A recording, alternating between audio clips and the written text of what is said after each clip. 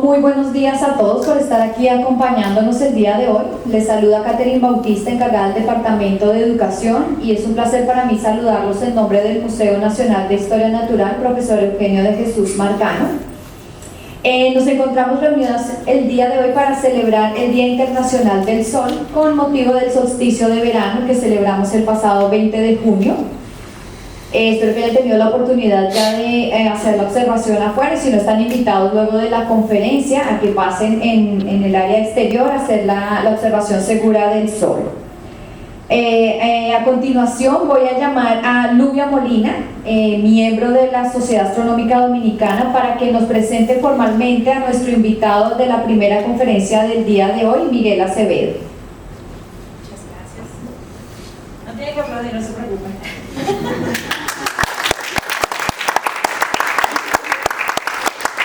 Practicado para el final, ¿verdad que sí? Bueno, buenos días a todos nuevamente. Mi nombre es Lubia Molina, como dijo Catherine. No ha cambiado mi nombre en esos segundos.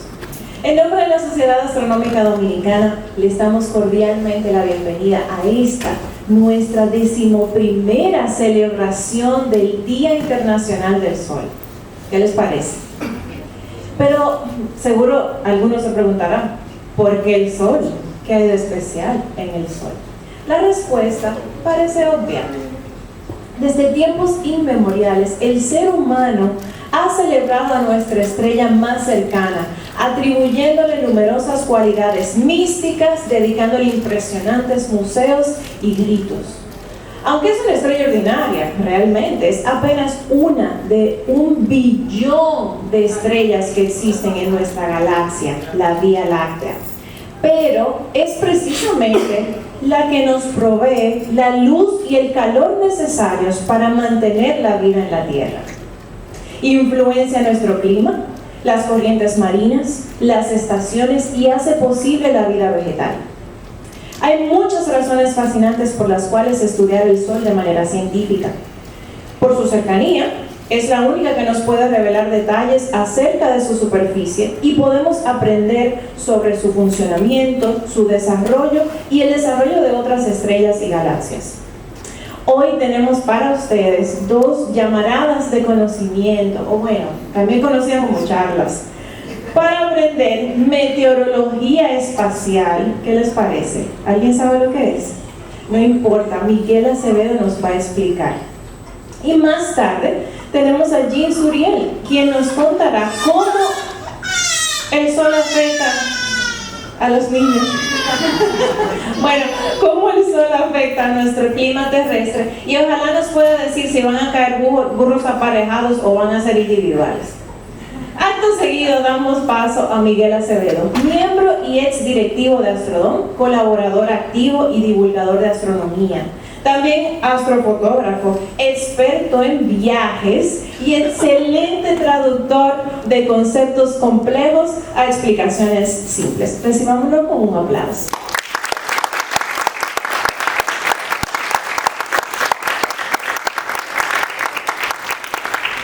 Gracias, Lubia. Yo pensé que yo era el único Miguel Acevedo aquí. Hay un montón de cosas, dice otro Miguel Acevedo. Hay varios. Bueno, bienvenidos, señores, a este Día Internacional del Sol 2024. Como ya dijo Lubia, esta es la edición número 11 de esta actividad que hacemos todos los años. Este ha sido un año fantástico para la astronomía. Hemos tenido muchísimos eventos interesantes, principalmente en astronomía solar. Tuvimos el eclipse el 8 de abril. Estamos llegando, para fin de año vamos a estar en el máximo, estamos en un máximo solar. Vamos a hablar de qué es eso de un máximo solar, vamos a verlo. Hemos tenido un montón de eventos en el Sol debido al máximo, que han hecho de este año uno de los mejores años para la astronomía solar en bastante. Ahora, el tema que vamos a tratar hoy tiene que ver con el clima espacial. ¿Qué es esto? ¿Y por qué vamos a hablar de clima espacial si estamos hablando, si esto es una actividad sobre el Sol? Lo primero sería ver la motivación de esta charla. de dónde vino este cambio. Siempre hablamos del sol, cómo funciona, cómo es su interior, cómo produce energía, cómo produce la luz y la radiación que nos llega. Ese es el tema que siempre se trata en estos eventos. Pero este año ocurrió algo bastante inusual. Hace como un mes, y mi buen amigo Rafael Colón me sugirió que tratáramos el tema del clima espacial. Lo que sucedió fue esto. ¿Ven lo que está pasando aquí? Esto fue algo que sucedió en el Sol el 8 de mayo. Luego de analizar datos, la NOAA, que es la agencia más importante del clima de los Estados Unidos y que tiene un departamento tanto de astronomía solar como de clima espacial, hizo este reporte. Para los que no quieren leer inglés, me tomé la libertad de traducirlo al español. Para el 10 de mayo se anunciaron condiciones extremas que llegarán a la Tierra a las 6:54, EDP, con una tormenta geomagnética que persistirá durante el fin de semana. Esto va a tener impacto abajo en las comunicaciones VHF, UHF, en el sistema de GPS, en las redes eléctricas, en los barcos, en la navegación por satélite y en otras tecnologías.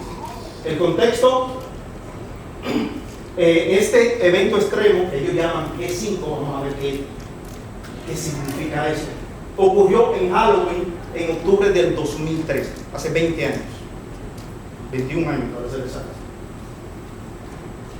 Y el evento resultó en cortes de energía en Suecia, transformadores dañados en Sudáfrica. La fuente ha sido principalmente una mancha solar grande que la estábamos observando en esos días aquí, la 3664, que tiene 17 veces el diámetro de la Tierra. Eso que ustedes ven ahí, esa zona activa, es más grande que nuestro planeta.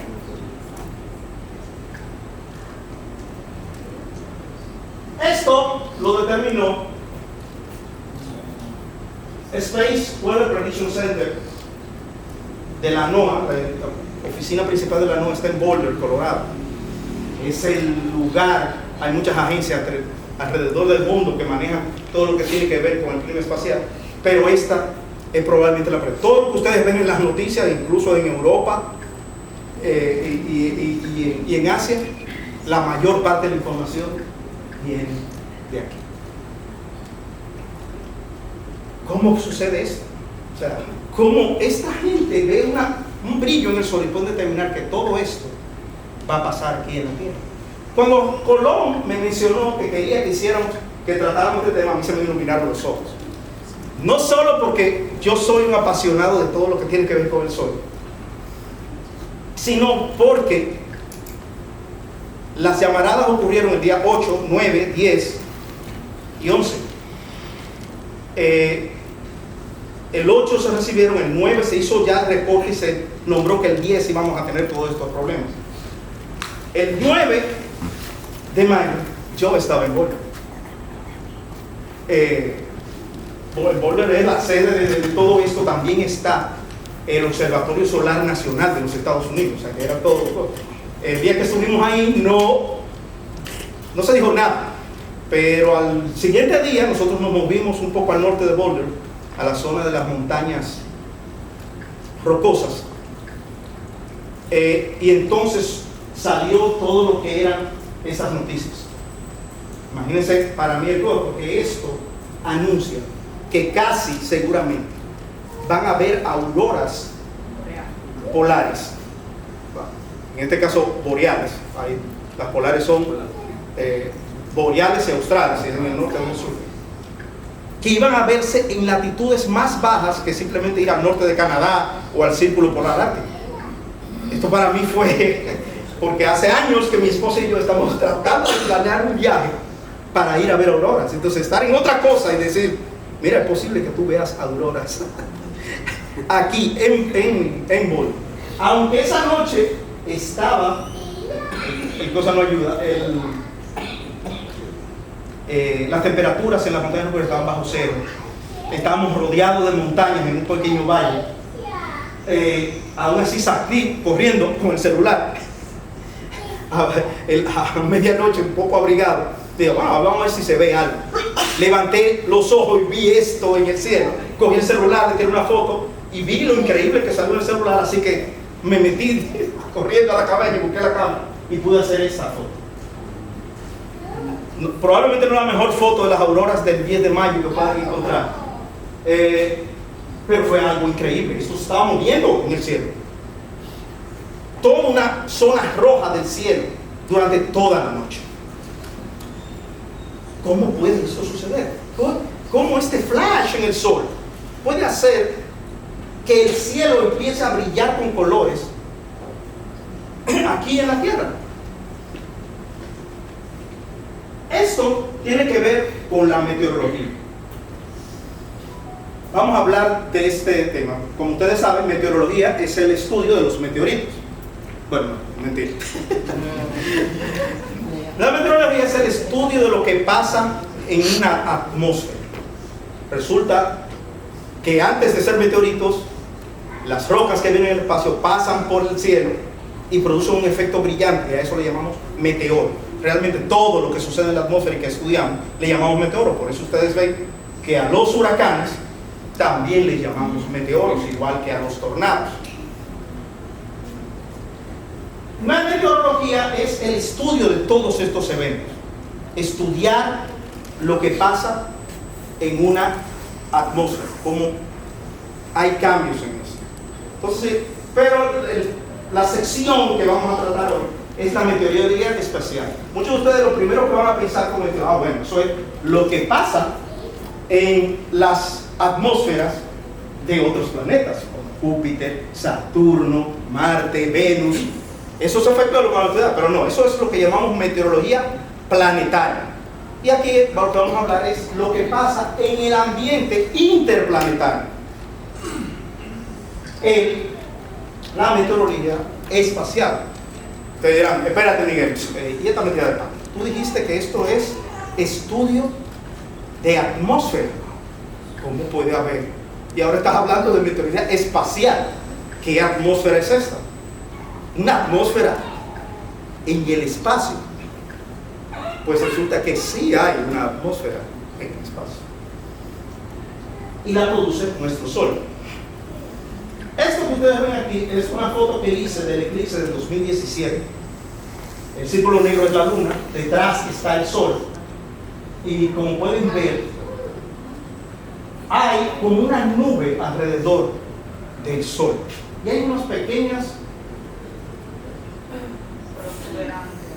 como brillos rojos cerca, un poco más cerca. ¿Por qué? Porque el Sol no solo tiene una atmósfera, tiene más que una. Y esta atmósfera permea todo el sistema solar. A esto que ven aquí blanco alrededor se lo llamamos la corona solar. Y esta corona produce algo que llamamos viento solar. Nosotros vivimos dentro de esta atmósfera. Así como vivimos aquí en la Tierra, en el fondo de un fluido que llamamos aire y que es nuestra atmósfera, los planetas interactúan dentro de un fluido que llamamos viento solar. Comencemos desde abajo. Esta es una foto del Sol que hice hace una buena cantidad de años. Se ve lo que llamamos es la superficie, entre comillas, del Sol. ¿Cómo podemos ver eso? Yo cuando veo el Sol lo que veo es un resplandor inmenso en el cielo, a menos que esté muy cerca del horizonte y las nubes hagan que se vea bien el circulito. Lo que hacemos es que le bajamos el brillo al Sol. Le bajamos tanto al brillo con equipos como los que tienen allá afuera, que los alrededores del Sol, el brillo que el Sol le produce a nuestra atmósfera se vuelve negro. Y así podemos ver esta parte del Sol, que en astronomía se llama fotosfera. Fotosfera porque es la zona de donde sale la luz y el calor que recibimos del Sol. El Sol produce su energía en su núcleo, pero esa luz tarda muchísimo en llegar hasta la fotosfera. ¿Por qué? Porque el material es muy denso y cada vez que un fotón, una partícula de la luz intenta avanzar, se topa con un átomo. Ese átomo lo absorbe y lo rebota y va brincando de átomo en átomo hasta poder recorrer todo el espacio hasta aquí, donde entonces puede salir y moverse a lo que nosotros llamamos la velocidad de la luz en el vacío. Mientras está dentro del Sol, se mueve en un mar de lo que nosotros llamamos plasma. ¿Hay una preguntita por ahí? ¿La puedes hacer? No hay ningún problema. Si pudiéramos ampliar esto, pudiéramos ver unas pequeñas celdas, luego se las voy a mostrar en otro slide, unas pequeñas celdas que están, quizás se nota un poquito la granulación, como unos granitos que hay en el Sol, que son la forma en que el calor interior llega a la superficie del Sol, por un proceso que llamamos convección. Ustedes ya vienen con estas palabritas domingueras. O sea, ustedes hablar de convección, pero todos ustedes, todo el que está aquí por ser dominicano y por haber comido sancocho, sabe lo que es la convección. Cuando usted, el que ha comido sancocho sabe que hay un punto en el cosa donde, del ritual del sancocho, donde hay que ir a la cocina a ver cómo va el asunto. Usted destapa la olla y ve que el material hace eso, sube, hace como un burbujeo, que no son burbujas de aire, es el mismo material subiendo y bajando. Lo que pasa aquí es que el material sube, llega a la superficie, se enfría, baja por los lados y luego viene otra celda y trae calor desde el interior. Esto pasa en el Sol. Tiene burbujas que vienen desde la parte interior de la fotosfera y llevan el calor hasta afuera. Emiten el calor y luego caen hacia abajo. Hay zonas, como todo el Sol es un plasma, nos han dicho toda la vida que es un gas, pero en realidad es un plasma. ¿Por qué? Porque en este material está tan caliente que los electrones tienen suficiente energía para desprenderse de los átomos y andar por su cuenta. Entonces, los electrones dicen, yo soy una partícula empoderada y yo me voy de aquí, me largo. Yo ando por mi cuenta, ya no necesito estar ligado a este núcleo. Y el núcleo dice, mira, pero aquí todo está positivo, ven, acércate. Y dice, no, porque los electrones dicen mucho no, porque son partículas muy negativas. Todo este plasma produce, ustedes saben, ustedes recordarán de las clases de física de bachillerato. No, cambien eso. Ustedes habrán olvidado de sus clases de física que una partícula cargada, cuando se mueve, produce un campo magnético. El Sol está plagado, como todo esto es plasma y las partículas están sueltas, el Sol está plagado de magnetismo. Aquí en la Tierra sabemos de magnetismo por las cositas que le pegamos a las neveras y porque los iPods se mantienen pegados en la cajita. Pero en el Sol, el magnetismo es lo que maneja todo lo que sucede dentro de él. De hecho, hay zonas donde el magnetismo está tan enraizado que bloquea el proceso de convección. El calor del sancocho en ese punto no sube. Y esas zonas, bueno, no es que no sube con mucha deficiencia. Esas zonas son zonas que tienen una temperatura ligeramente menor que el entorno. Aquí en estas zonas la temperatura ronda los 5.800 grados.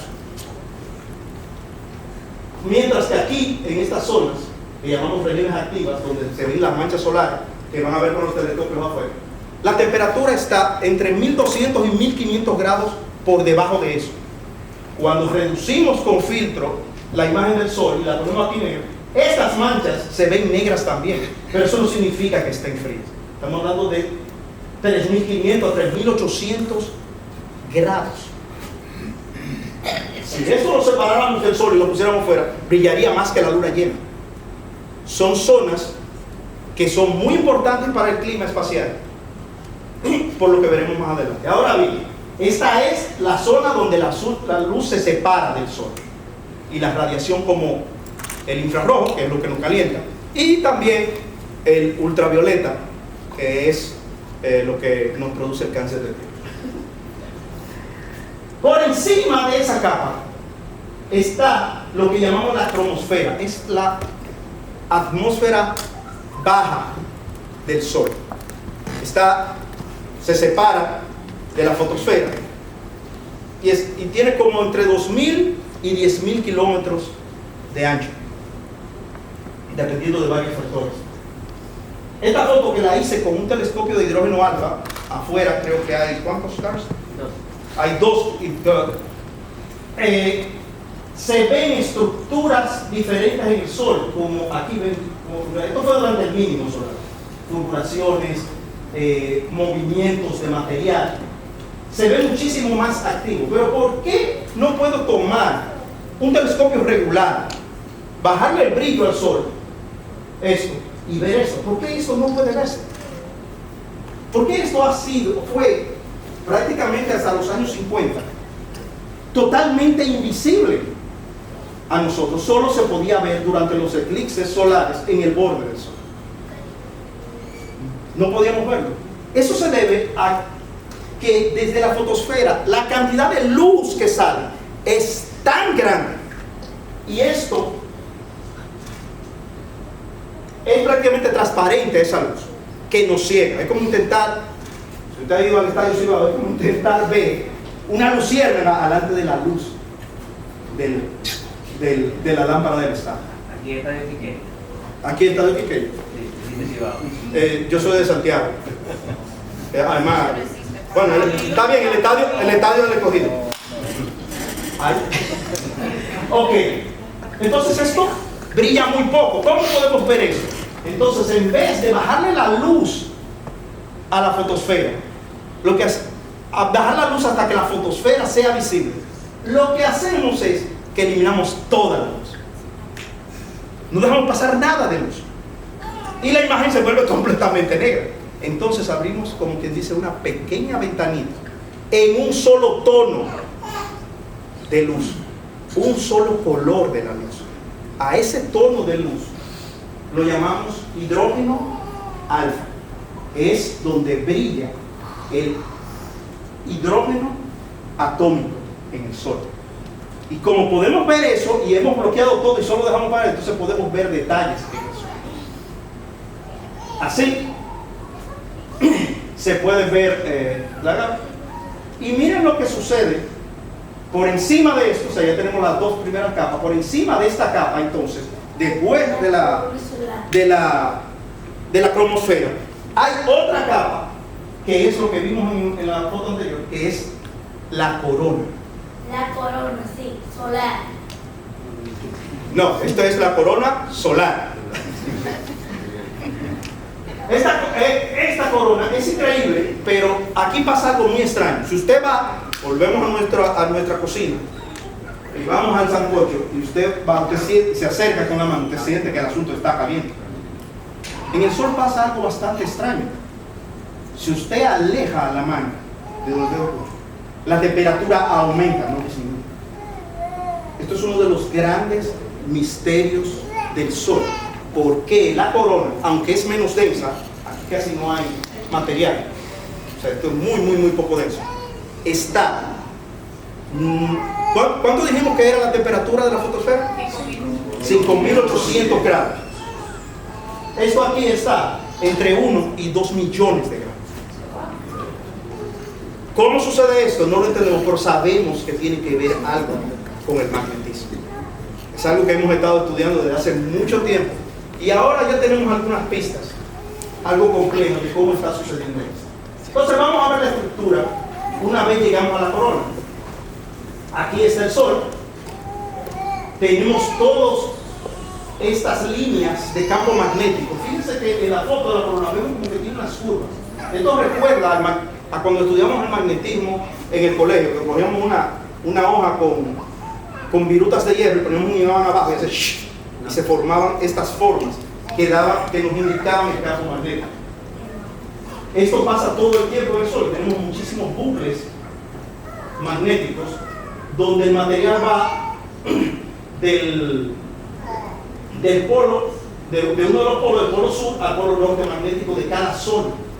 Entonces tenemos el Sol, tenemos la corona, toda esta atmósfera de material, de plasma muy suelto, que está confinado, pegado del Sol, pero que en las partes externas se puede escapar, creando lo que llamamos el viento solar. Hay anillos como este donde el material baja y sube, y hay zonas donde el material puede escapar hacia el espacio interplanetario directamente. No hay bucles aquí. El magnetismo parece ser tan bajo que el material puede salir directo del todo y escapar. Aquí tenemos este material que sale directo de la corona al conseguir suficiente energía. Tenemos lo que llama el viento solar lento. Mientras que de las zonas donde el magnetismo es débil, tenemos lo que se llaman agujeros coronales, donde el viento solar sale a muy alta velocidad. Ahora bien, ¿hasta dónde llega este asunto? O sea, tenemos la corona, tenemos el viento solar que se escapa hacia el espacio y están todos los planetas aquí girando alrededor del Sol. Se extiende hasta donde la radiación interestelar, la radiación que viene de otras estrellas, termina superando a la radiación que produce el Sol. A esa zona le llamamos heliopausa. Y a esto, alrededor, la heliofunda. O sea, el Sol tiene una cobertura donde el rey, lo que controla toda la radiación, es el Sol. Luego de eso, aquí empieza a ganar la radiación interestelar. Hemos mandado sondas que fueron a estudiar los planetas, pero que ya han pasado por lo menos esta parte, el termination shot. Aquí tenemos una liga entre el viento solar y el viento de otras estrellas. Hay una combinación de ambas cosas. Por debajo del termination shot, el viento solar es el rey. Ya naves como el Voyager han pasado esa zona. Entonces miremos esta imagen. Es una imagen en rayos X del Sol, tomada por el SDO, el principal satélite, nuestro ángel aldeano, el principal satélite de estudio solar, manejado por la NOAA. Aquí lo que estamos viendo es la parte baja de la corona, la zona donde la corona prácticamente llega y toca la cromosfera. Eso que está aquí parece oscuro, pero porque en esa zona no se está produciendo rayos X, pero ahí, si pudiéramos verlo en otras longitudes de onda, en otras luces, vamos a decir, pudiéramos ver la cromosfera. Desde aquí está saliendo, hay mucho material moviéndose, tenemos bucles magnéticos aquí, y aquí en la zona oscura el viento solar sale disparado, sale muy muy rápido. Si una zona como esta estuviera aquí, en la zona ecuatorial, ese viento solar nos alcanzaría a nosotros. El viento solar lento nos está premiando todo el tiempo, pero cuando llega un viento solar rápido y alcanza al lento, se produce una interacción que altera, que puede interaccionar con el campo magnético de la Tierra y producir lo que llamamos tormentas geomagnéticas. Todo el tiempo, con el viento solar, con este tipo de interacción, podemos ver auroras en la Tierra. Cuando no tenemos auroras es porque simplemente estamos manejando viento solar lento. Y el campo magnético de la Tierra puede manejar eso perfectamente. Por eso usted compra un ticket, se va a Noruega y se sienta a esperar las auroras y no ve nada. Porque solo está llegando viento solar lento a la zona de la Tierra. Cuando llega el viento solar rápido, interactúa con el viento solar lento en un sistema que llamamos C y D, y eso provoca auroras en la Tierra. Ahora, las grandes auroras, las que ocurrieron, no tienen nada que ver con eso. Esto regularmente solo sucede durante el mínimo solar. En el máximo solar las cosas pueden volverse bastante dramáticas. ¿Y qué es esto del máximo y del mínimo solar? Como ya dijimos, el Sol no es una esfera sólida, es una esfera de plasma. Esto es un material fluido. Y resulta que el Sol, aunque gira, sus partes, sus zonas, no giran a la misma velocidad. El ecuador gira, da una vuelta completa alrededor del Sol en unos 25 días. Pero en los polos, el giro toma unos 36 días. Cuando estamos en lo que llamamos un mínimo solar, el Sol está tranquilo, suavecito, no tiene ninguna alteración. Las líneas están así. O sea, tenemos campo que se mueve sobre la superficie del Sol. Ahora, el magnetismo es producido por el movimiento de carga en el material. Pero luego él mismo, como eso está cargado, el magnetismo residual mueve el material dentro del Sol. O sea, ambas cosas interactúan una contra la otra en un ciclo. Ahora aquí, después de una vuelta, la parte del medio se ha adelantado a la parte superior. Y la línea de campo hace como un zigzag. Después de 2 rotaciones se ha adelantado muchísimo. Fíjense que el campo magnético está conectado al material del Sol. Después de 3 o 4 rotaciones, de muchas rotaciones, esto empieza a complicarse. Y el campo magnético del Sol se enreda. Al campo magnético no le gusta. El material hace eso, pero el campo magnético no le gusta estar enredado. Y trata de buscar una configuración más simple. Eso es una ley física. Cuando lo logra y se reconecta, decimos que hay reconexión magnética.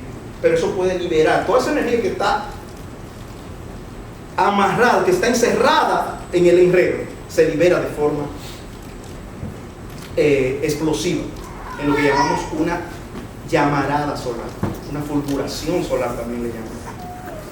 Sale como cuando usted coge un spring y lo estira y lo mantiene estirado con fuerza. Si usted lo suelta, él intenta volver a una configuración más simple, pero entonces en esa configuración se libera calor. El spring se calienta. Aquí no hace eso, libera energía en forma de radiación. Esto es el Sol durante un mínimo solar y aquí el Sol durante un máximo solar. Dice que está lleno de manchas. Todas estas manchas son zonas donde el campo magnético está muy enredado a pequeña escala. Resulta entonces que el Sol pasa por este ciclo donde está muy tranquilo, empieza a enredarse su campo magnético, empiezan a haber muchísimos eventos de radiación en la superficie hasta llegar a un máximo de ese ciclo, y luego empieza a liberarse, a recomponerse, a enderezar las líneas magnéticas. Esto aquí es un ciclo solar completo desde el 96 al 2006. El ciclo solar dura en promedio 11 años, es algo que probablemente ustedes han oído hablar. Lo importante aquí es lo de promedio. Hay ciclos solares que duran 8 años y hay otros que duran 14. Por eso si usted se pone a calcular los años desde cuando inicia un ciclo solar hasta el siguiente, a veces si multiplica números y suma, llega a un punto y no está otra vez en el inicio del ciclo solar, porque algunos son más cortos que otros. Entonces miren los ciclos, estos son todos los ciclos desde que se está estudiando seriamente los ciclos solares. Fíjense que aquí comienza y lo que hicimos fue que le pusimos números. Este es el ciclo 1, este es el ciclo 2, el ciclo 3, el ciclo 4 y así consecutivamente. Actualmente estamos aquí en el ciclo 25. No se extraña porque el año que viene estamos en el 2025, pero eso no tiene absolutamente nada que ver. Esto se mide por el número de manchas solares que vemos. Hoy tenemos métodos más precisos para eso, pero para mantener la relación con los antiguos sistemas de medida, seguimos usando el número de manchas para medir los ciclos. Y aquí está el ciclo actual. Este es el número 24 y aquí está el número 25. Esta es la predicción que se hizo de cómo iba a ir el ciclo. Resulta que vamos muy por arriba de lo que va. Vamos a tener un ciclo mucho más activo de lo que se esperaba. Ok, mírenlo aquí. El campo magnético del Sol muy enredado. O sea, aquí están las líneas que no podemos ver. Hay aquí con las que podemos detectar cómo funciona esto, cómo se interactúan estos procesos. Entonces, ¿cuáles son los principales eventos del clima espacial? Ya que entendemos un poquito, que no tenemos mucho tiempo para explicar esto en detalle, ¿cómo llegamos a lo del clima espacial? El Sol produce lo que se llaman fulguraciones. Una zona activa donde hay manchas solares está creciendo, desordenándose, y busca una configuración más simple. Va a esa configuración simple y libera energía. Eso empuja parte del material que está encerrado en el bucle magnético y parte del que está enfrente, produciendo lo que se llama una CME, una eyección de masa coronal. Coge parte de la corona y se la lleva. Regularmente nosotros solo lo vemos que sucede, pero a veces cuando sale disparado, nosotros estamos en el punto de mira y la Tierra está en el medio. Así que recibimos una tormenta de radiación que podemos medir. O sea, esa radiación llega. Como son partículas electromagnéticas, fotones energéticos, eso llega en 8 minutos a la Tierra, lo podemos ver. Eso fue lo que vimos en el video, en el primer video, el flashazo. Esa fue la fulguración y la radiación que nos dio. Pero esto empuja el material de verdad, los protones, los electrones y los núcleos de helio que están en la corona solar. Y eso llega hasta donde nosotros estamos. Y eso es lo que produce una tormenta geológica, una alteración seria del campo magnético. Esto es lo que estamos hablando ahorita, por debajo de la superficie del Sol. ¿Cómo se llama la superficie del Sol? ¿Cómo dijimos que se llama? Fotosfera. Esto aquí es la fotosfera.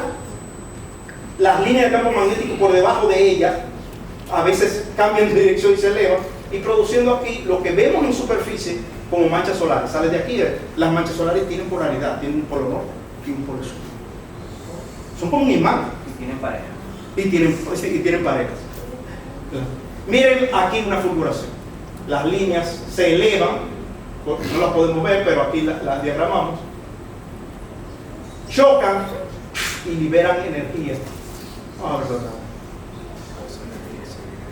El campo está por debajo, se tuerce, sube por arriba de la fotosfera, se cae, produce un choque para simplificar a un estado más simple y sale el material disparado. Por allá, aquí, ella primero, después. ¿Por qué salen manchas? Porque el magnetismo aquí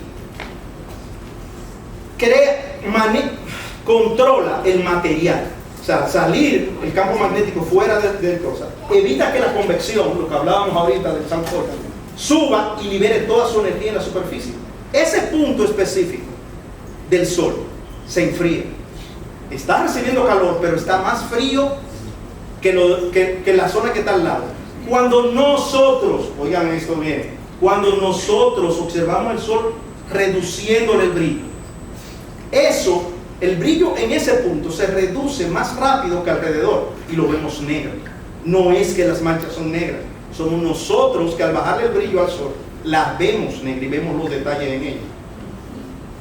El alrededor es ligeramente más brillante, pero debido a que usamos filtros, vemos las manchas como negras. ¿Y si eso fuera? Con respecto a la temperatura en esas manchas solares, hay diferencias, creo que es más fría. Sí, hay más frías que otras. Tú puedes tener una mancha a 3500 Kelvin o puedes tenerla a 4200 o incluso más, Pero 4500. es más frío que Es más frío que el entorno. Menos caliente. Ya preguntaba era por qué cuando colapsa sale disparado material. ¿Por qué? Lo que preguntabas era eso. ¿Por qué dispara el material? Ah, bueno, porque eso es como una explosión de energía. Es una bomba. Realmente hay parte del material que incluso coge hacia abajo. Pero lo que está enfrente, como hay más espacio, sale disparado. Por la liberación de energía. La energía que está en el campo se convierte en calor y en energía electromagnética. Y sale. Y los fotones, desde que se ven liberados, salen disparados. Voy a avanzar un poco, porque realmente hice esta presentación. Esto es un tema increíblemente complejo. Estamos tratando de simplificarlo mucho, aunque le parezca complicado. Y he dejado incluso, tuve que sacar un montón de láminas para explicar. Pero de esas láminas en la presentación, para que luego la veamos con muchas de las preguntas. No es que no hagan preguntas, pero si son preguntas complejas, vamos a dejarlas para el final, por favor. Allá, vamos, para que no dejarte con la mano levantada. Y esta explosión solar, esta bomba, llega a la superficie de la Tierra y ¿qué le pasa a la electricidad? Eso lo vamos a ver. Muy excelente pregunta. A ver, espera. Déjenme un segundo.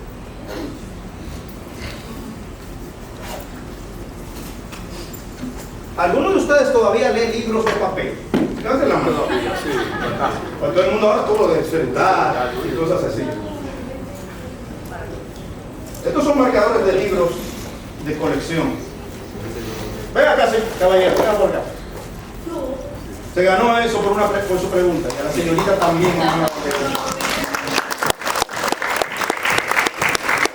Tú vas a venir de cama ahora. Llévaselo a ese señor que está allá y a tu amiguita que está ahora en el pasillo. Dale uno ahí, el que tú quieras. ¿Tú estás de cumpleaños? Cumpleaños. Te voy a dar un regalo adicional entonces.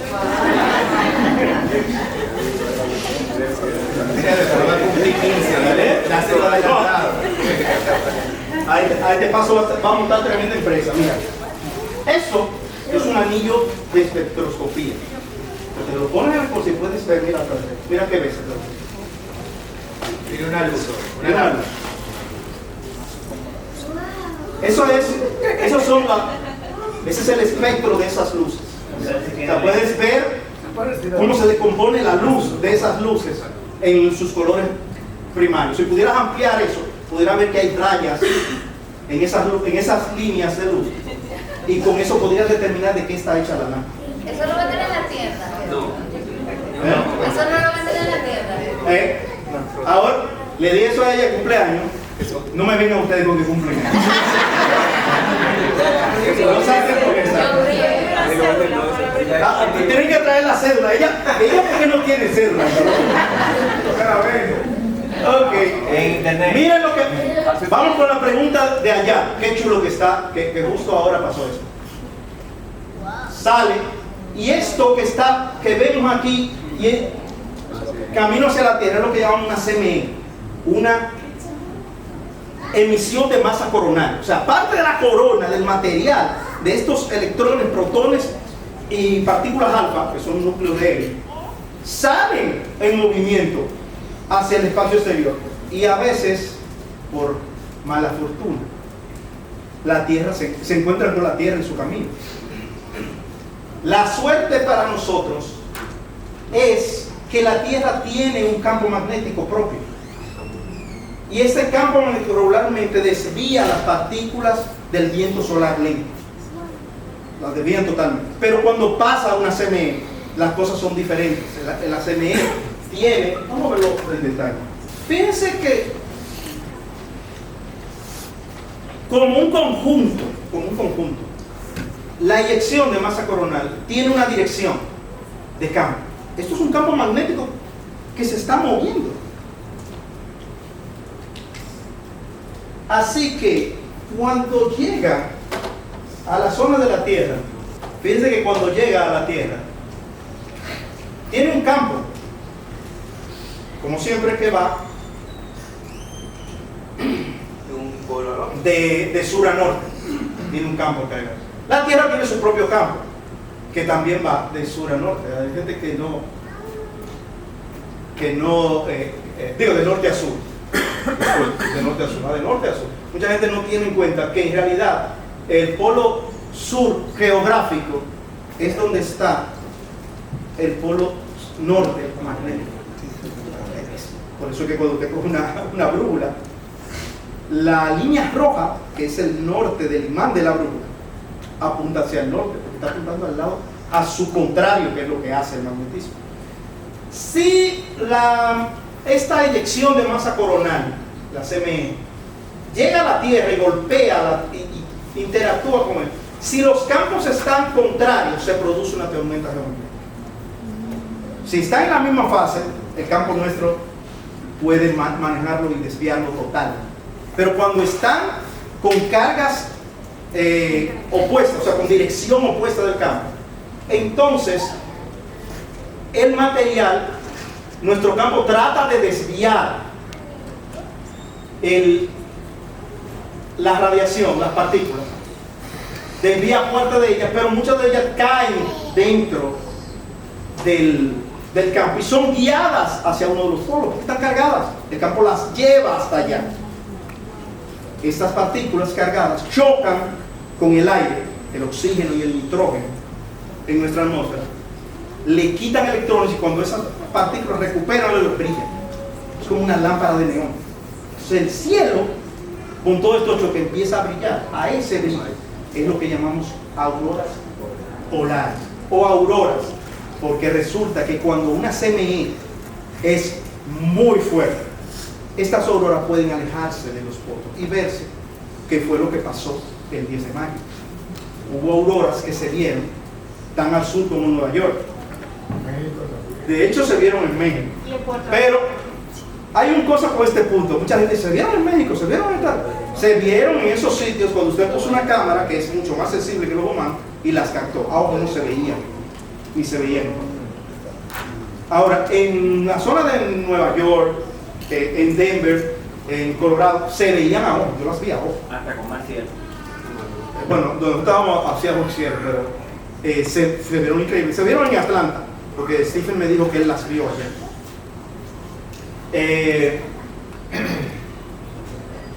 ¿Preguntas hasta aquí? Ahora bien, esto es como una tormenta simple. Como una tormenta es muy fuerte. Todas estas partículas llegan y no solo reducen el campo magnético de la Tierra, lo aplastan. Lo vieron en el video, se reduce. Y pueden interaccionar, o sea, pueden llegar mucho más al sur. Esto es un problema.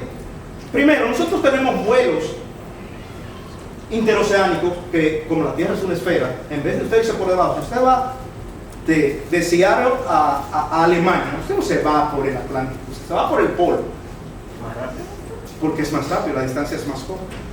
Estos aviones, el personal sobre todo que viaja en estos aviones, está expuesto a altos niveles de radiación, porque la radiación que viene del Sol es más fuerte que los polos, porque por ahí entra. Es por eso que esas tripulaciones que hacen esas rutas tienen un número de vuelo límite que pueden hacer al año en esas rutas, porque la radiación que reciben son muchas radiografías al año no deseadas. Entonces aquí lo vemos más tranquilo, sin tanto movimiento. O sea, tenemos el campo, tenemos el viento solar que es desviado, a veces llega aquí y se devuelve, a veces entra directamente por las cúspides polares, pero mucho de ello incluso queda encerrado en dos bucles que están alrededor de la Tierra, que llamamos cinturones de Van Allen, por el científico que descubrió que aquí, alrededor del ecuador terrestre, o del ecuador magnético terrestre, hay unos cinturones que concentran altos niveles de radiación. Es interesante porque probablemente allá afuera está John Van Allen, que es familia del científico que hizo, ¿verdad? Está probablemente allá con un telescopio allá afuera. Hablen con él. O iremos a su closet. Iremos a su closet. Su closet, sí. Ahora, ahorita vimos las fulguraciones, que son los que empujan este viento que nos altera. Estas fulguraciones tienen medición, o sea, las medimos. le ponemos un número de qué tan potente es. Entonces la clasificamos en varios niveles. O sea, clase A, clase B, clase C, clase M y clase E. La mayoría de los científicos están de acuerdo que esto no debería estar aquí. Eso es casi indetectable. Eso es indetectable. O sea, lo ponemos ahí como para que no se vea tan feo que estamos comenzando en la B y los niños empiecen a preguntar, ¿y por qué comienzan en la A? Pero en realidad esto está de más. En la mayoría de reportes nunca van a ver nada. Entonces, de aquí a aquí hay 10 veces más radiación, más potencia, más poder de la explosión. De aquí a aquí 10 y de aquí a aquí 10. Dentro de cada uno de las clases van desde 1 a 9. O sea que hay B1, B2, B3, cuando de B9 saltamos a C1, C2, C3. Cada una con más potencia. Eso significa que una M1 es 10 veces más potente que una B1. Y una M1 es 10 veces más potente que una C1. X es la clase más alta, la más potente. Y ahí no le ponemos límites. Nos pasamos del 9 y seguimos de largo. Para no tener que estar poniendo Z y que se nos acaben las letras. Aquí, la X comienza, el X1 es mayor que 0.0001 vatios por metro cuadrado. Eso es lo que llega a la Tierra. En cada metro cuadrado que nos llega del Sol hay esa cantidad. Imagínate a la cantidad, al diámetro de la Tierra, la cantidad de energía que hay ahí. Esto es una X1.6. Ahí va. Y eso, ¡pum! ¿Vieron cómo salió? Y eso es el nivel más bajo de una X. Aquí hay otra, X1.6. Y así van aumentando. Todo esto son tomas en rayos X. Esto a vista tendría que ser muy, muy potente para verse. Tenemos otra escala que es totalmente diferente. Aquella era la escala de la potencia de la fulguración. Y esta es la escala del daño que puede producir una tormenta geomagnética en la Tierra. O sea, lo medimos a nivel de los daños que puede producir. La escala va desde G1 hasta G5, con G1 siendo lo menor, G2 moderado, G3 fuerte, G4 severa y G5 extremo. Para que no tengan cosas, me tomen la libertad de traducirlo al español. Probablemente el que más les interesa a ustedes es este, el extremo, que puede producir apagones en las redes eléctricas de la Tierra. Ya lo han hecho antes. O sea, esto altera el campo eléctrico, genera corrientes dentro de los cables. No le va a pasar a su celular, es muy chiquito, pero en las redes grandes eléctricas Y en otra transformadora. todas estas partículas cargadas pueden producir corrientes parásitas en los cables, aumentar la corriente y quemar los transformadores de las estaciones eléctricas grandes. ¿Qué pasa eso? Se quema el transformador y usted se queda sin luz. Se queda sin luz su proveedor de internet y usted se queda sin internet. Podría dañar aparatos. Puede dañar la red eléctrica y a través de eso dañar, o sea, producir daños en nuestra infraestructura tecnológica. Puede dañar los sistemas de navegación, o sea, los satélites de GPS están lejos de la Tierra y son más afectados, o sea, están separados de la superficie, donde el campo es más débil, y pueden ser dañados por la tormenta geomagnética. O sea, cuando hay tormentas geomagnéticas tipo G5, el GPS deja de funcionar. Eso pasó el 10 de mayo, por ejemplo en Milwaukee, donde hay unas plantaciones inmensas de maíz y los cosechadores, las máquinas, estas John Deere y compañía, funcionan con GPS a precisión para no salirse y meterse en la parcela del vecino. Tuvieron que suspender todos los trabajos durante 2 o 3 días, porque la precisión del GPS de esas máquinas es muy alta, pero con la tormenta se fue a más de 100 metros. O sea, usted puede estar en un sitio totalmente... Y le dañaron su probablemente muchos de ustedes no se dieron cuenta, pero el GPS estaba funcionando mal ese fin de semana. Quizás lo pasaron por ahí. Y una G5 puede producir auroras que se vean tan lejos como Florida y el sur de Texas. Las G4 pueden afectar, o sea, estas acarrean todos los daños de las anteriores, cada una. En la C1, algunos animales migratorios se ven afectados porque ellos son muy sensibles al magnetismo. Y las auroras solo se ven en magnitudes altas, son las auroras regulares que vemos todos los días, las que son G1. Las G2 pueden hacer daño a los transformadores. Se requiere acciones correctivas para muchas naves espaciales porque pasa algo bien interesante, y es que una tormenta geomagnética, como lo dije, afecta no solo el campo magnético de la Tierra, sino que hace algo muy extraño. Al cargar la atmósfera nuestra, el aire, la atmósfera se expande. El aire, o sea, el tamaño de nuestra atmósfera se infla.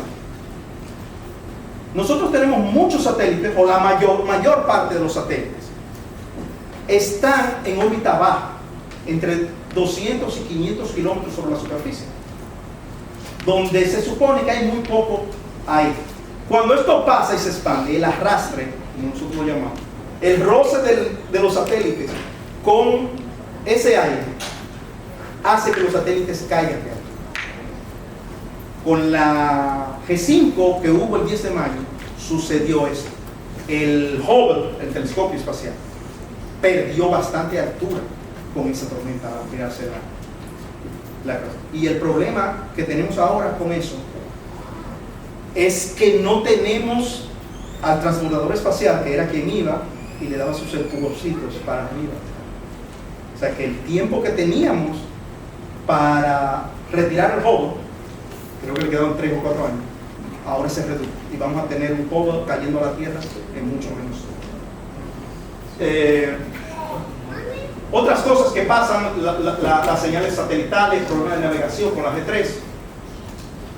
Y la aurora pueden verse en la parte norte de Estados Unidos, Illinois. ¿Preguntas hasta aquí? Uy, hay muchas. Guárdala ahí un momento. ¿Qué más? Miren aquí este diagrama. Tenemos las plataformas petroleras, porque esto tiene conductos por donde suben el material y aparecen corrientes parásitas en las corrientes. Y eso es muy peligroso porque estamos hablando de combustible. Tenemos el problema con los astronautas que reciben dosis altas, están tan altos fuera de la atmósfera, reciben dosis mucho más altas que las normales. O sea, ser astronauta es tener que enfrentarse a la radiación. Allí reciben dosis muchísimo más altas de radiación durante las tormentas.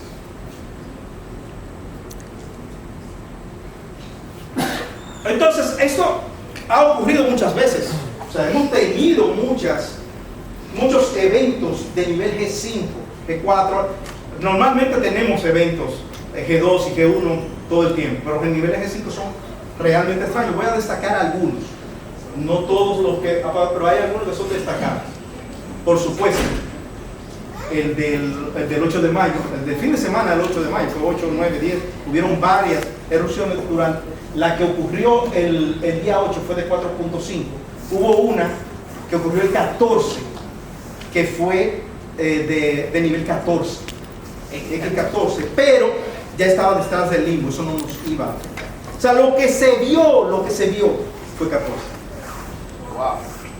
Después de que dobló el limbo del Sol, lo que pudimos ver desde aquí fue 14. Imagínense la radiación que eso emitió hacia el espacio. En Escandinavia, el norte de Europa, segmentaron las redes eléctricas, o sea, bajaron los breakers en zonas para evitar que se introduzcan corrientes. Febrero del 2022. Esto no fue una tormenta potente, pero produjo algo interesante.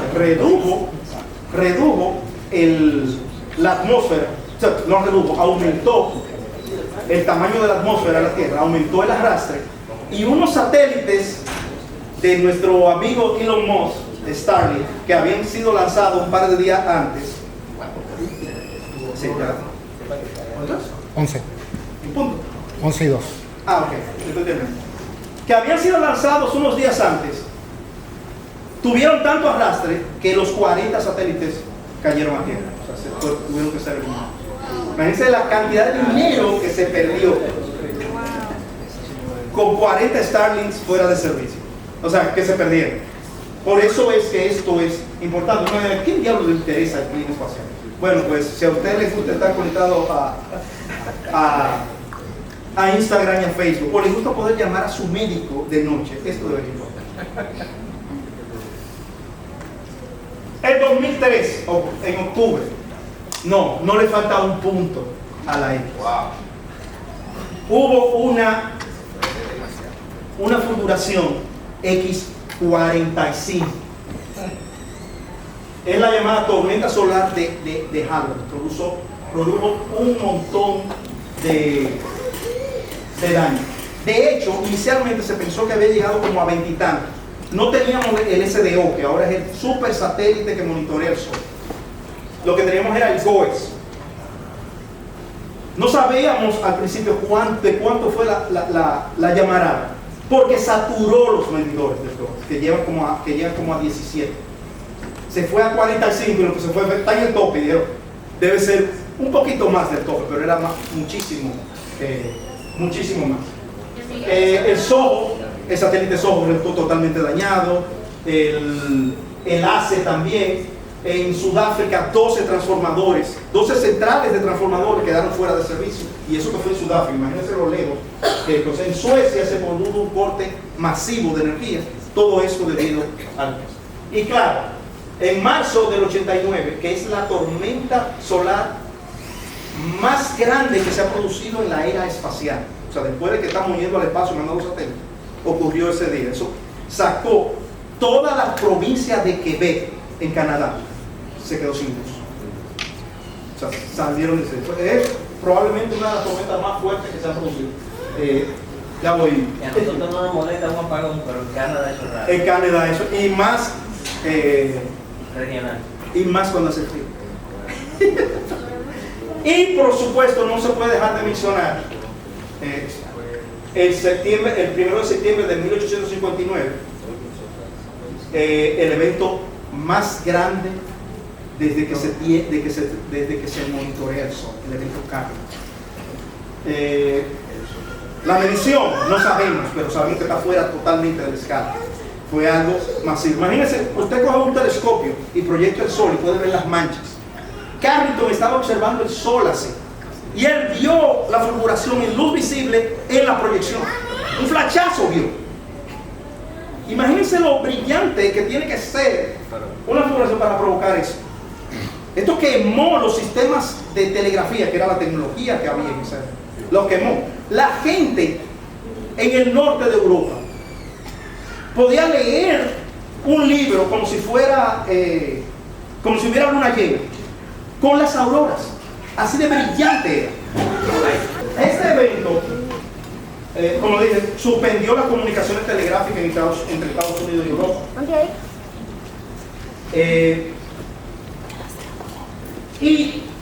O sea, los cables eléctricos, los que existían, que no había electricidad, tiraban chispas. La gente lo veía tirando chispas. Esto puede parecer algo como fuera del cosa, o sea, no fue la gran cosa, porque no teníamos la tecnología que tenemos ahora. Hoy dependemos totalmente de la tecnología electromagnética. Totalmente. Si esto pasara hoy en día, las consecuencias serían brutales. O sea, se estima que costaría muchísimo. Una fulguración como esta de un día, se estima que costaría más que toda la pandemia. O sea, estamos hablando de miles de millones de dólares en daños a la infraestructura.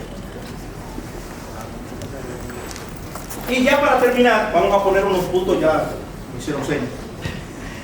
Puntos a recordar. El Sol tiene una atmósfera. Y esa atmósfera es dominada por los procesos magnéticos que ocurren en nuestra estrella. Y esta atmósfera permea todo el sistema solar a través de lo que llamamos el viento solar, estas partículas cargadas que salen del Sol y se mueven lejos de él. durante los mínimos solares, cuando el sol está tranquilo, su campo está sin proceso. La principal fuente de tormentas solares, o sea, de tormentas geomagnéticas en la Tierra, es el viento solar rápido. Se junta con el lento, hace un proceso y tenemos unas auroras muy bonitas, probablemente de nivel G1 y G2. Y eso es generado por los agujeros coronales, la zona donde la corona no está activa, a nivel de la cromosfera. Las fulguraciones en las zonas activas, donde están las manchas, estos brillos de rayos X potentísimos, producen eyecciones de masa coronal, empujan el material y se lo llevan, y esto puede darle, esas nubes de partículas que pueden chocar con la Tierra y producir tormentas geomagnéticas que pueden afectar nuestra infraestructura. El monitoreo del clima espacial es una prioridad porque las tormentas geomagnéticas pueden afectar nuestra infraestructura tecnológica y dañarla a nivel de producir daños de miles de millones de dólares. Señores,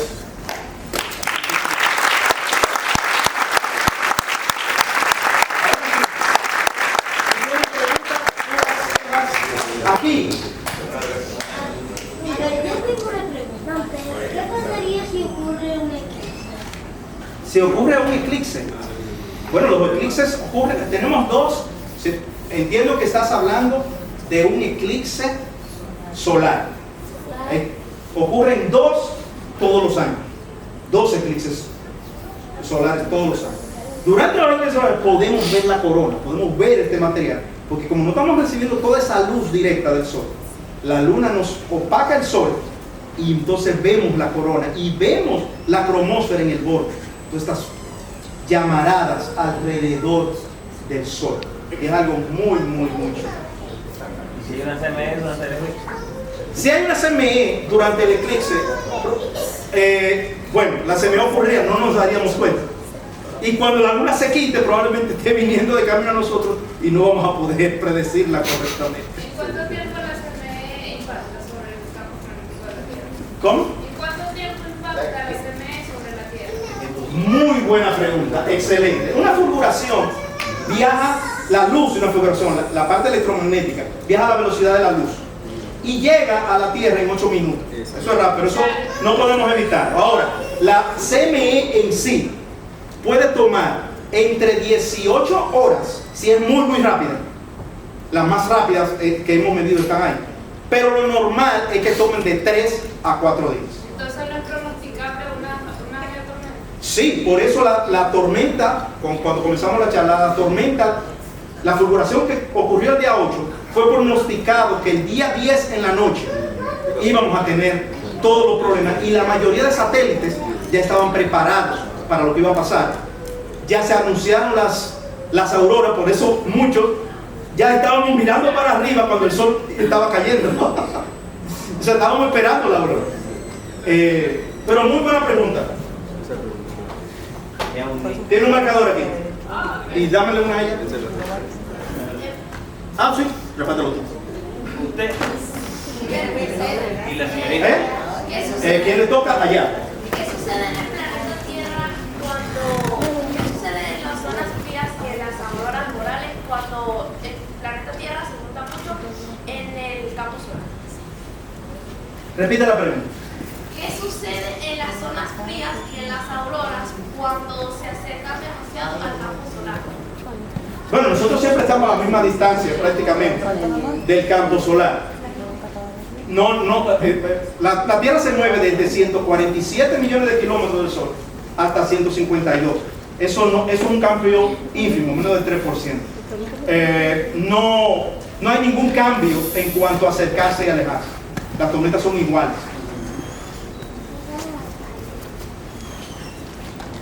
¿Por aquí? ¿Puede ocurrir una CMD que pueda acabar con la tecnología de la Tierra? ¿Volvemos a la era de piedra? No, o sea, no tenemos conocimiento de algo tan grande, ni siquiera en los registros históricos, lo que usamos, porque podemos usar los árboles, la CME cambian la estructura isotópica de la atmósfera de la Tierra. Y los árboles que absorben el carbono, o sea, que absorben el aire y producen dióxido de carbono, eso queda marcado en los anillos de los árboles. Son una CME muy grande, la vemos. También las vemos en los testigos de hielo, unos agujeros. Hacemos unos agujeros en la Antártida y sacamos el hielo y podemos de ahí sacar burbujas de aire que están ahí encerradas desde hace miles y hasta millones de años y medir la composición del aire. Y ahí podemos ver las CME también. No tenemos ninguna que llegue, ningún registro de una que podría llegar a borrar toda la tecnología como la tenemos ahora, pero podemos pasar 3 o 4 días sin tecnología. Imagínate la crisis a nivel de salud, de comunicaciones, de transporte, que provocaría un apagón general en la Tierra de 3 días o 4 días. Mira, un evento Carrington en Santo Domingo hoy nos dejaría sin luz varias semanas. Exacto. Porque aquí la infraestructura en Los Prados se quemó una subestación y duramos una semana y pico sin luz. Imagínate si se queman todas las subestaciones de Santo Domingo, ¿cuánto vamos a durar sin luz? ¿Más preguntas? Aquí, después don José allá. ¿Qué pasaría si el sol no existiera? Si el sol no existiera, qué buena pregunta. Parece una cosa como, pero es muy buena la pregunta. Imagínate que viene un Superman y hace así, ¡pum! Y quita el sol de donde está y desaparece. Lo primero que es que no nos daríamos cuenta inmediatamente. Seguiríamos viendo el sol donde está durante 8 minutos, que es lo que dura la información más rápida que puede moverse en el universo en llegar a la Tierra. 8 minutos después, lo primero que pasaría es que la Tierra cambiaría de dirección, o sea, seguiría de largo, en vez de seguir la curva del sol, seguiría de largo. Posterior a eso, la atmósfera, el aire que tú estás respirando, se congelaría y caería como si fuera nieve en la superficie. O sea, estamos hablando, todo está oscuro ahora mismo, que ya no tenemos luz solar. El aire es gaseoso, el nitrógeno y el día, algo calientes por unas horas, pero inmediatamente, tiempo después, el aire se congelaría y caería y quedaríamos en un planeta sin atmósfera. En cuanto a la vida, no voy a contar ese cuento de terror. Hay un cuento que lo cuenta. Hay un cuento que lo cuenta, pero no vamos a contar eso ahí, porque la pregunta la hizo una niña. Exacto. Y te quedarías así. Congelado. Sí, congelado. Sí, de acuerdo a lo que digo que puede tomar en la electrónica respecto a la Estación Espacial Internacional. Han habido aparatos que se han quemado y que por alguna razón hayan perdido comunicación entre la ISS y la Tierra. Sí, hay equipos que se han dañado en la estación por tormentas geomagnéticas. Hay uno de los módulos, incluso cuando se midieron, antes del lanzamiento de la estación, cuando se midieron los niveles de radiación de dónde iba a estar la estación, hubo que reforzar el blindaje, porque se descubrió que era más alto que lo que se consideraba, que lo que se sabía. Hay un cubículo dentro de lo que tiene un blindaje adicional, y cuando pasan tormentas geomagnéticas mandan a los astronautas a meterse ahí, dentro de la estación. También pasa porque el campo magnético de la Tierra no es uniforme, y hay un punto sobre el Atlántico Sur donde es más débil y la radiación ahí es más alta. Cuando se va a pasar por ahí regularmente se toman medidas adicionales, no se hacen ciertos procedimientos, ciertos proyectos, no se hace cuando la estación está pasando por ahí. Pero puedo mostrar. Ahí está. Esa zona es como un agujero magnético en la superficie de la Tierra. Bueno, es más débil, no es un agujero. Don José, que estaba esperando, y después... Yo te felicito, ¿sabes, Miguel? Hay miles de preguntas en lo que tú haces. Esto la es charla, miles, pero vamos a coger una, por lo menos. La victimario, el sol, la característica de la erupción del prendimiento del magnetismo, la energía que genera el Sol, que manda hacia el lugar, no la Tierra directamente, porque está en la posición que le manda, ok.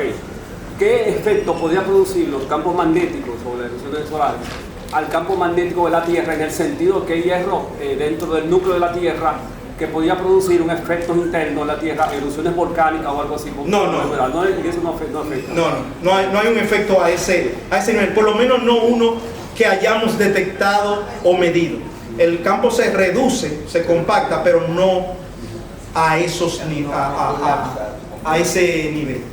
Pero me gusta la pregunta por algo que voy a tocar ahora, rápido, ya estamos bastante tarde. Con respecto a la variación de temperatura que tiene entre la superficie y las manchas. Y la corona. Y ese aumento de temperatura, cuando se ha intentado mandar objetos que monitorean, ¿no se dañan antes de llegar por el efecto de la temperatura?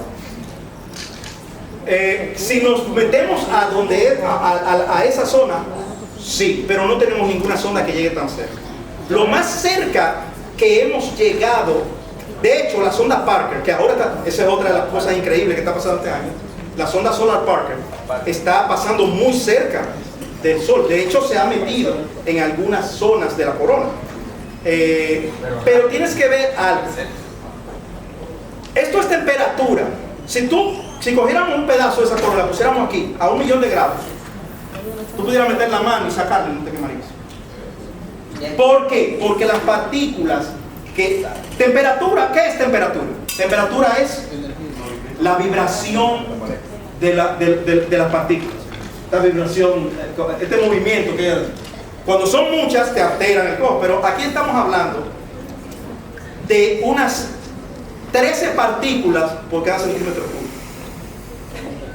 Imagínate, aquí en el aire, aquí tenemos billones en cada centímetro cúbico. Entonces, realmente es mucha temperatura, pero una densidad increíblemente baja. Lo que está dañando a la Solar Parker no es esa temperatura, sino que hemos descubierto, lo sabíamos, que alrededor del Sol hay polvo. Todo el sistema solar está lleno de polvo, de partículas sueltas. No sabíamos que cerca del Sol había tanto polvo. Y al moverse la Solar Parker está barriendo ese polvo y está como si fuera una lija destruyendo la sonda. Esperemos que llegue hasta fin de año, que es cuando termina su misión. ¿Alguna vez se ha hecho algún ejercicio o simulación de cómo sería nuestro sistema solar si fuera binario? Sí, claro. De hecho, hemos visto otros sistemas binarios. Pues tendríamos 2 soles. Depende de dónde estaría la compañera. Si está muy lejos o está cerca del costo. Pero vamos a tratar ese tema al paso, porque no es como parte de la charla, pero podemos hablarlo inmediatamente después de la charla. Última pregunta, pongan un límite ahí. 2 preguntas más, o 3. Una más. Mirando este mapa, esa debilitación del campo, yo tengo entendido que el polo magnético no está en el polo norte exactamente. No está. Sino que se mueve incluso. No, está lejos. Está realmente lejos. Entonces yo pregunto, el punto de exposición del campo magnético, ¿está cercano a esa debilitación del campo magnético? No. Lo que sucede es que el campo magnético de la Tierra está aquí. El eje de rotación está aquí. El eje magnético está separado. En el norte son como más de 100 kilómetros ahora mismo, porque se mueve. El de rotación está fijo ahí, pero el magnético se está moviendo. Porque el magnético de la Tierra depende de cómo se mueve el material en el interior. El punto central del eje de la Tierra, de rotación, y el punto central del eje magnético, si lo convirtiéramos en una línea, están separados unos 400 kilómetros. Él está hacia un lado, el eje de rotación, y el eje magnético está por acá. Y ahí está el centro de uno, el centro del otro está aquí. Esa separación hacia un lado está en la misma dirección que este. Hacia ese lado. Por eso no podemos demostrarlo, pero entendemos que hay una correlación entre las dos cosas. Antes de la siguiente pregunta, solo para tener, porque por respeto a mi buen amigo Jim, que ya está aquí, quiero poner una imagen antes de terminar, que es que solo hablamos de la Tierra, pero se producen auroras en otros planetas. Aquí vemos auroras en Júpiter, auroras en Saturno. Estos son superposiciones, una foto normal con una foto en ultravioleta puesta arriba. Y la ultravioleta es la que muestra la aurora. Aquella no, aquella es en infrarrojo. En Saturno, en Urano, que es chulo porque Urano tiene su eje inclinado y el eje magnético sí que está bien lejos del de rotación. Y allá Neptuno. De los planetas interiores, rapidito, Mercurio tiene un campo magnético, pero no tiene atmósfera, o sea que no se puede producir atmósfera porque no hay nada con lo que las partículas chocan. Venus no tiene un campo magnético, pero sí se producen auroras en él, porque el viento solar produce un efecto de ionización en las nubes, y las nubes crean un campo magnético muy bajo, pero existe un campo magnético y eso fue fuertísimo. Lo mismo pasa en Marte, que es un caso súper excepcional e interesante, porque el viento solar le arrancó la atmósfera. Como él no tiene un campo magnético, la radiación solar le quitó los materiales y ahora la atmósfera en Marte es muy tenue porque toda se la llevó el viento solar. Aún así, como el remanente de estos hay remanentes en la superficie de magnetismo y hay una pequeña atmósfera muy débil en Marte. Así que sí se produce la atmósfera, pero esa atmósfera, como no hay un campo magnético global, se produce en el planeta entero, en todo el planeta, y uno las puede ver de noche en la parte que las puede ver en superficie, a nivel del suelo. Eso es algo interesante, eso sería genial. Señores, lamentablemente, por respeto al próximo expositor, tenemos que dejarlo aquí. Voy a estar por ahí por si tienen alguna otra pregunta. Pero puedes responder otra pregunta, tranquilo. Bueno, dice alguien que nos vale otra. Allá atrás y después aquí. ¿Por qué el núcleo de la Tierra es más caliente que el Sol? ¿Que es más caliente que el Sol en dónde? Porque si es el núcleo de la Tierra contra el núcleo del Sol, vamos perdiendo. El núcleo de la Tierra es más caliente que la superficie, la fotosfera del Sol. Eso sí. ¿Por qué? Porque la Tierra primero se formó de acreción, de mucho material chocando y se calentó. Y segundo, porque el interior de la Tierra tiene materiales radioactivos. No es que está totalmente regado, pero tiene un poquito de uranio aquí, un poquito de uranio allá, y eso calienta el material, como pasa en un horno nuclear. Eso mantiene a la Tierra caliente. Las dos cosas. Como sabemos, no en todos los países se puede visualizar un eclipse cuando ocurre. Entonces, estos tipos de daños podrían ocasionarse solamente en los países en los que se... No, realmente nos daríamos cuenta porque primero, el SDO, que lo que usamos, esto tiene parte de chiste. O sea, no nos daríamos cuenta, no, en realidad sí nos daríamos cuenta porque no observamos el Sol desde el punto donde está el eclipse. Lo observamos desde el SDO. El SDO está alrededor de la Tierra girando y todo el mundo todo el tiempo apuntando hacia el Sol. De hecho, está en una órbita para evitar que a él, no a nosotros, que a él le ocurran eclipses más de una semana al año. O sea, él deja de ver el Sol una semana al año por un par de minutos. O sea, eso es muy poco como para que no tengamos la estadística para poder pronosticar. Lo de ahorita fue el chiste porque estábamos hablando de congelar la Tierra. Pero sí nos daríamos cuenta de que hay de cualquier fulguración. Sería muy poca la estadística y el SDO no es el único observatorio solar que tenemos. Bueno, señores,